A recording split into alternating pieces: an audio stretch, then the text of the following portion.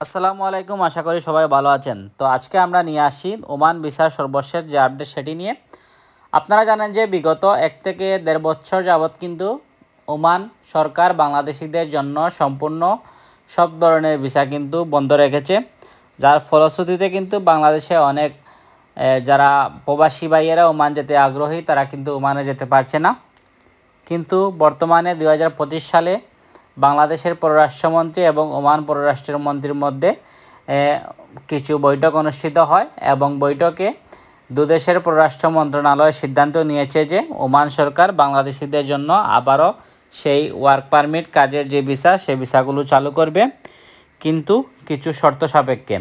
কারণ দুই দেশের সম্পর্ক উন্নয়নের জন্য কিন্তু ওমান সরকার সিদ্ধান্ত নিয়েছে যে নতুন করে আবার বাংলাদেশিদের জন্য ভিসা দিবে। বর্তমানে কিন্তু কিছু বিশেষ কাজে, যেমন বিশেষ কাজে ডাক্তার, ইঞ্জিনিয়ার অথবা অন্যান্য যে পেশা, বিশেষ পেশার ক্ষেত্রে কিন্তু ওমানের ভিসা চালু রয়েছে।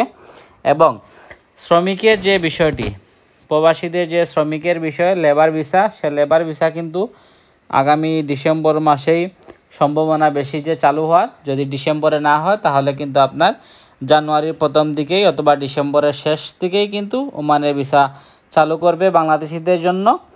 এবং এর সিদ্ধান্ত কিন্তু দুই দেশের বৈঠকের মাধ্যমে আশানুরূপভাবে সবাই আশা করছে। এবং ওমান সরকারও চায় যে বাংলাদেশ থেকে শ্রমিক নিবে ওমানে। এবং আপনারা যারা ওমানে যেতে আগ্রহী, আপনারা কিছুদিন অপেক্ষা করুন, কারণ ডিসেম্বরের শেষের দিকে অথবা আপনারা জানুয়ারির প্রথম দিকে কিন্তু আপনারা সিদ্ধান্তটি পেয়ে যাবেন। আর ভিডিওটি যদি ভালো লাগে এবং ওমানের সর্বশেষ খবর জানতে আমাদের চ্যানেলটি সাবস্ক্রাইব করে পাশে থাকবেন। ধন্যবাদ।